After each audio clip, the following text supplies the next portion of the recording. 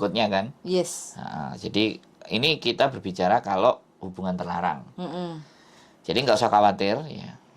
Di sini ada solusinya adalah ada satu NGO, jadi non government organization namanya, ya yang jelas pastinya Pathfinder.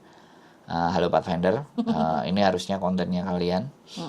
Tapi oke, nggak ada masalah. Karena beberapa kali kita menerima Kita menerima telepon salah satu. itu yang seperti, makanya kita rangkum. Nggak apa-apa. Jadi kita akan ngomong NGO-nya adalah Pathfinder. Nah, kita juga ada kontak personnya yang di Pathfinder. Nah, silakan dilaporkan ke Pathfinder.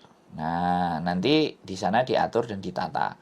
Apakah mau dilahirkan atau apakah mau digugurkan. Itu di sana nanti dipertimbangkan. Ada beberapa syarat-syarat di mana ketika mau digugurkan.